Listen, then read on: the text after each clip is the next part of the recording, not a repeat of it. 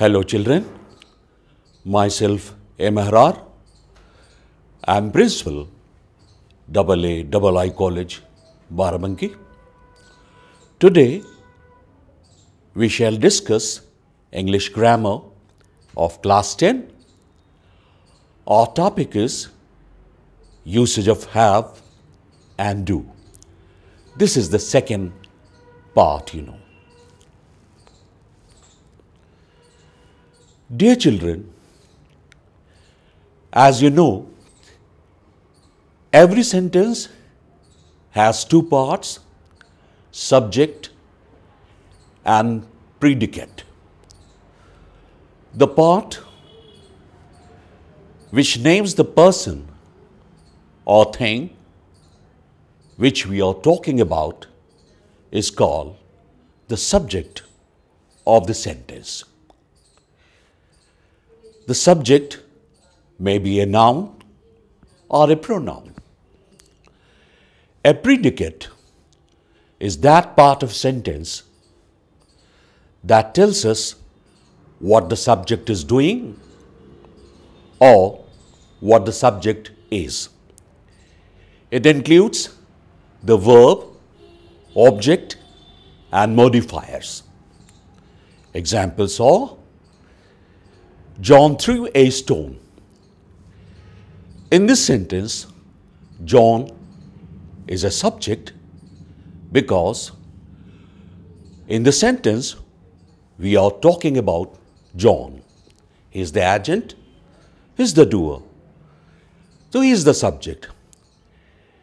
Threw a stone is a predicate because this part tells us about John. What is he doing? He is throwing a stone. So threw a stone is a predicate. The second example is the black horse galloped in the field. The black horse is the subject because we are talking about the black horse in the sentence. Galloped in the field is predicate because it is the part where we are talking about what the subject is doing. Now, dear children, verb is the most important part of predicate. We can think of a sentence without a subject, without object, but we cannot think of a sentence without a verb. It is a word that tells something about the subject. Examples are fruits were bought from the market. Here fruits is a subject and were bought is verb because it is telling us about the subjects that they were being bought. Go there at once. Now go is a verb. Here the subject you is understood and it is telling us about the understood subject that the work which he is doing is that of going. Example number 3, Mohan has finished his work. Now here has finished is a verb because it is telling us what the subject Mohan has done. Has finished is the verb. Now, dear children, as our topic today is mainly concerned with the helping verb, so we would like to talk about a little bit about helping verb. A helping verb or an auxiliary verb is the verb that helps the main verb. It helps to identify the tense of sentence, indicates the person of the subject and determines its mood. Examples are, he is listening to the speech. Now here is a helping verb because it is telling us that the sentence is in the present and it is continuing. So this is present continuous sentence, and is also helps us to identify that the subject is singular and it is in indicative mood. Example 2, they have plucked flowers in the garden. Now pluck is the main verb, have is the helping verb. Without have, we won't be able to identify the tense in which we want to convey the sense. Have plus verb indicates that it is in the present perfect. The work is over in the immediate past. I wish I had worked hard. Now had is also helping us to determine the mood of this sentence, that it is in subjunctive mood. Here it is a wishful thinking. I haven't worked hard. I am simply wishing I had worked hard. Now, dear children, there are two types of helping verbs: primary helping verbs or primary auxiliaries or modal auxiliaries. Primary auxiliaries or helping verbs are be, have and do. They are called primary auxiliaries because they help and support the main verb. Examples are, we are driving a car. Driving is the main verb and are is helping the main verb driving. And it is telling us that the sentence is in present continuous tense and subject is plural. You have drunk the milk. Have is the helping verb because it is helping the main verb drunk and telling us that the sentence is in the present perfect tense and the subject is plural. Now modal auxiliaries, they express the mode of work. They are may, might, can, could, should, must, ought, to, will, shall, would, because they tell us the way a work is being done. Examples are, I can speak English, you may leave. In the first sentence, modal auxiliary can shows that the subject I has the ability to speak English. In the second sentence, the modal auxiliary is may. It shows that the subject you is permitted to leave. Now, dear children, in our previous video, we talked about have. Along with be and have, do is also an auxiliary verb as well as a main verb. We have talked about the have in our previous video lesson. Just to recapitulate that it is a helping verb as well as a main verb, and it is also used in some specific senses. You may refer to my previous video for detail, Now we shall talk about do today.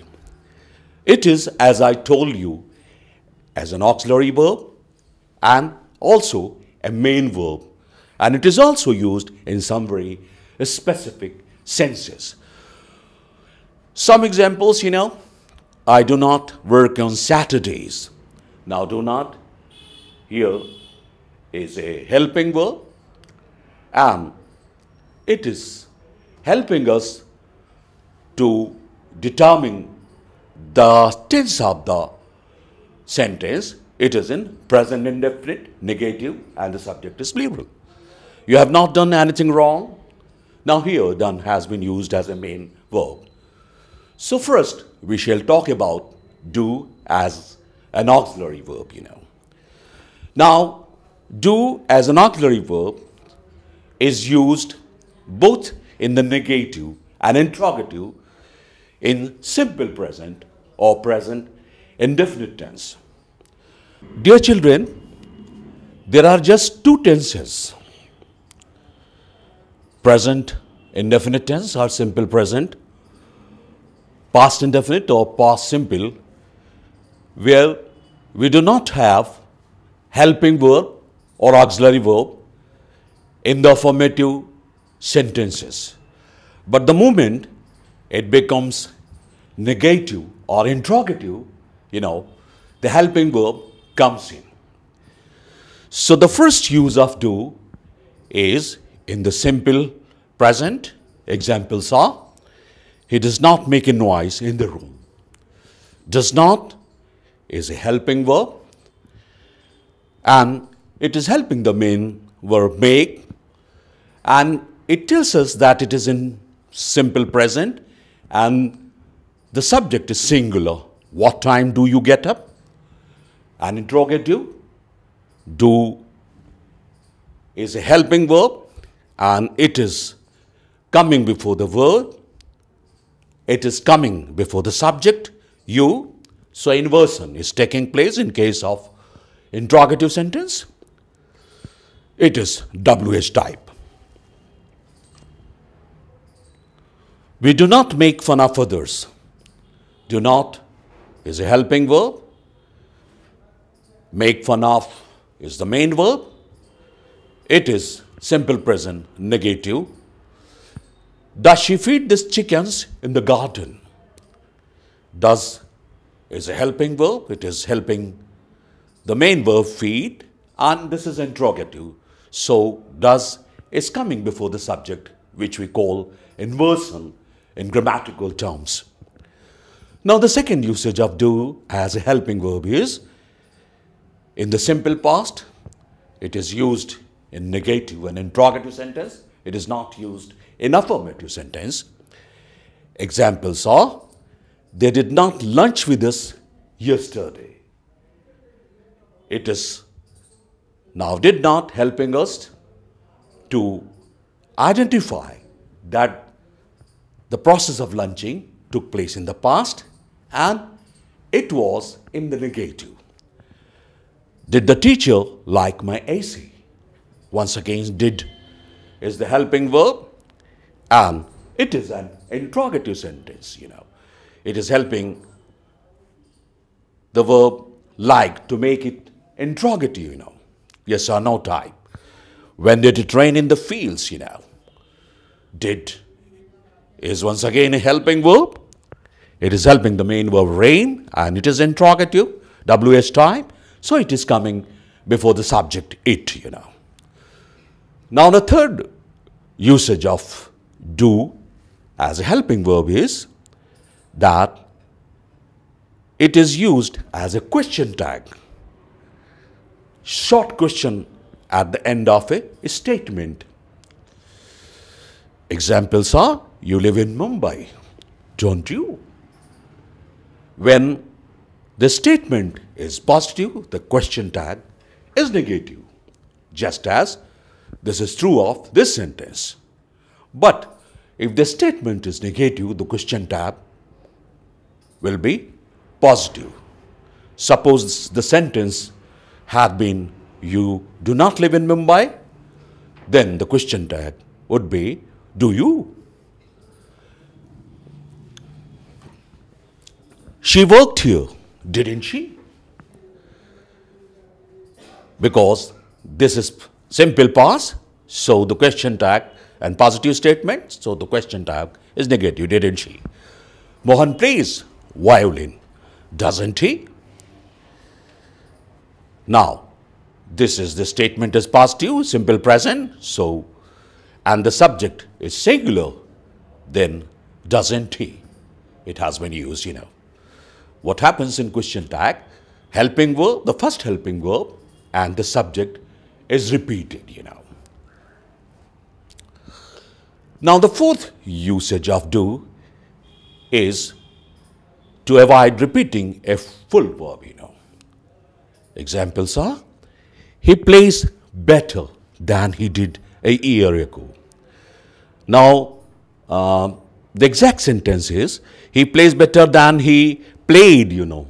But in order to avoid repetition of the verb play, you know, we use do in the second form. Here it is did.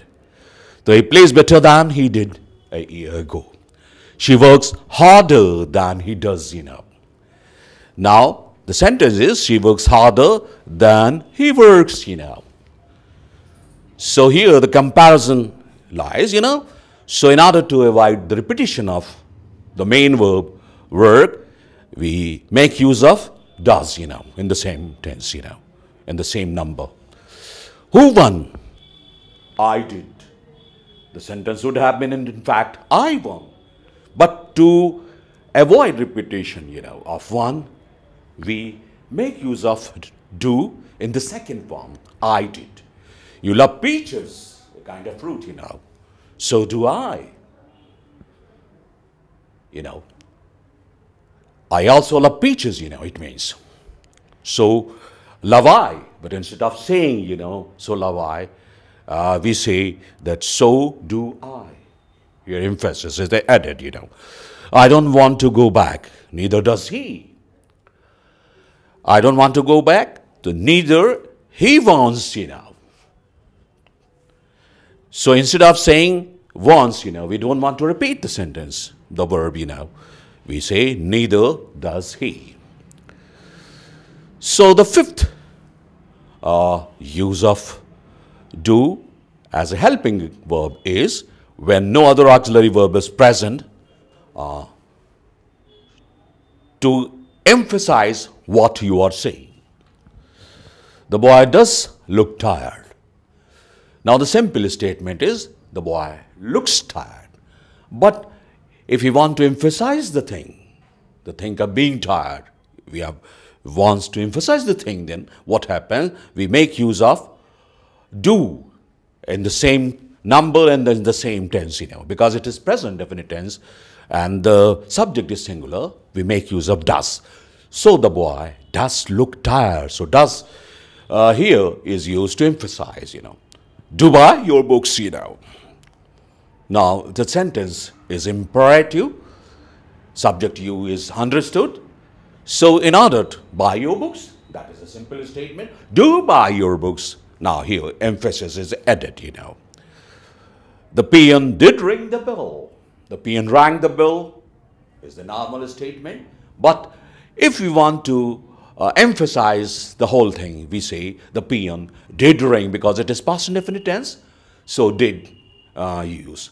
Notice, children, when we used it in the second form, then the main verb becomes in the first form. It comes in the first form, you know. Now the sixth usage of do as a helping verb is to change the order of the subject and the verb when an adverb is moved to the front, you know.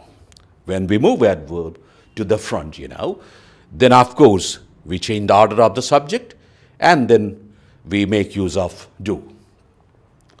Not only, examples are, not only does he speak French, you know. Here adverb not only has been used.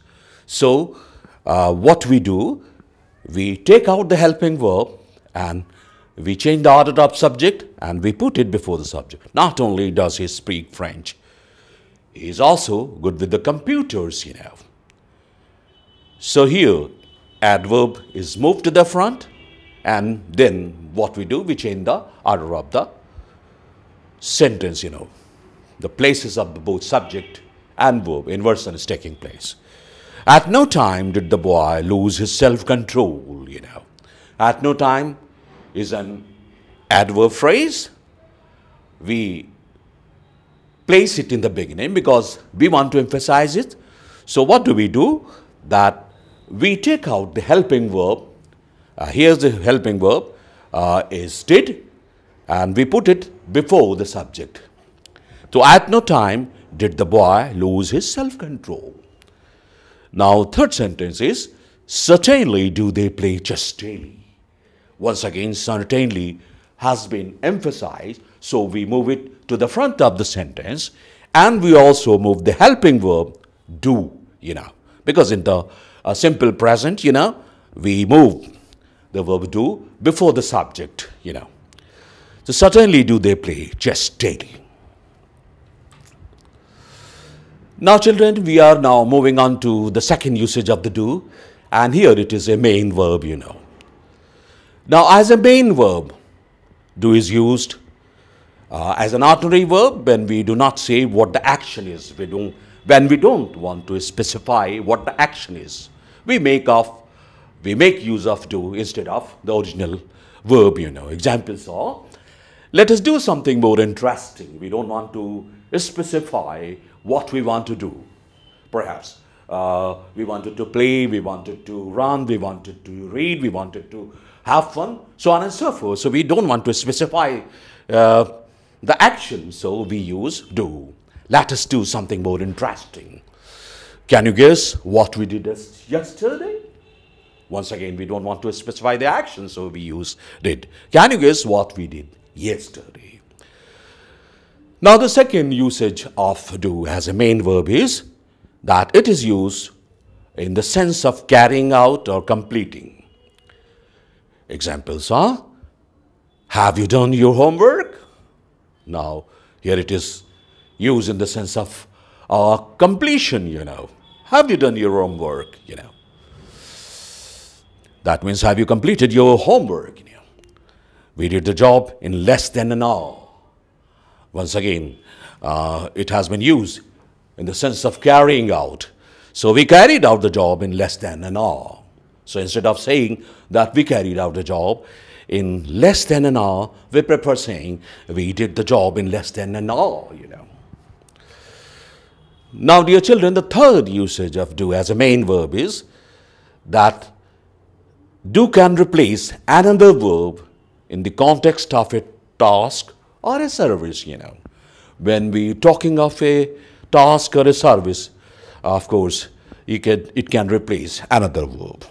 Examples are, I have done the report, So instead of saying that I have written the report, now I prefer saying I have done the report. The done is replacing the main verb written here.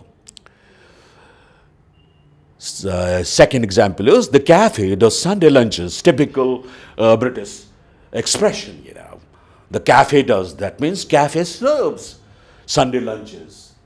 So Britishers, they prefer saying that the cafe does Sunday lunches, So does here replaces the main verb, serves, Now the fourth usage of do as a main verb is that we use it in the sense of cleaning things or making them tidy. Examples are, the cleaner was doing my room when I came back. The cleaner was doing my room when I came back. Now, doing is used in the sense of cleaning. The cleaner was cleaning my room when I came back. So, we prefer saying that the cleaner was doing my room, More so in informal English or spoken English, The second example is, I'll just do my hair and then I'll be ready. In the sense of cleaning here, do has been used, I'll just clean my hair and then I'll be ready.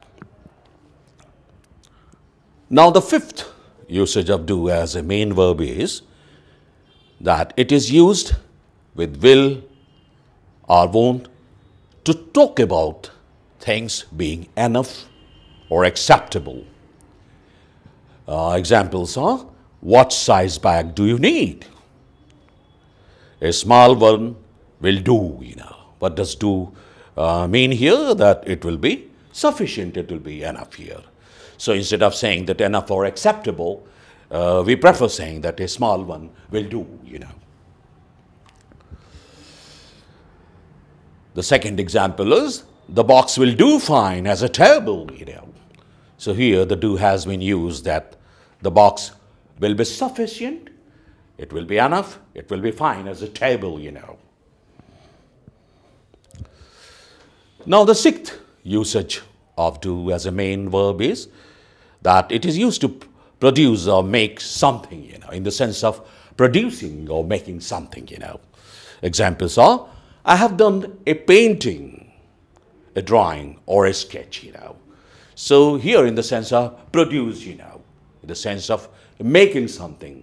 I have made a painting, I have made a drawing, I have a sketch, Instead of saying these things, we prefer saying I have done a painting, The second example is, I like that photo of you and me. Can you do me a copy? Or can you produce me a copy? Or you can say a photocopy is being talked about here.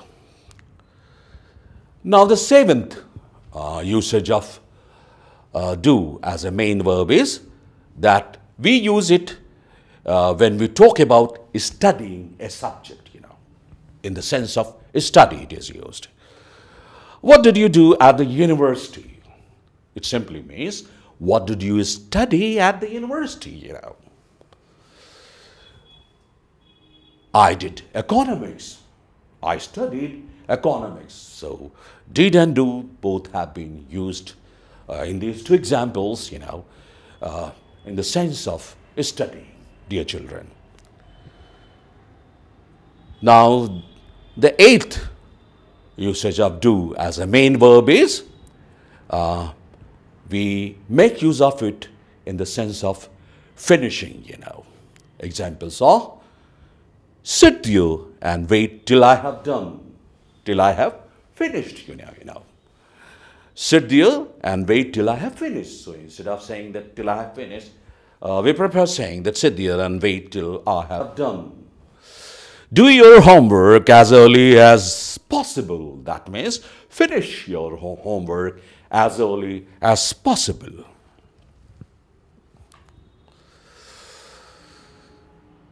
Now, dear children, the ninth usage of do as a main verb is in the sense of traveling a particular distance, The examples are, how many miles did you do during your tour? Here do has been used in the sense of travel, How many miles did you travel during your tour? My father did 50 miles by car, That means my father traveled 50 miles by car. So both do and did have been used in the sense of traveling,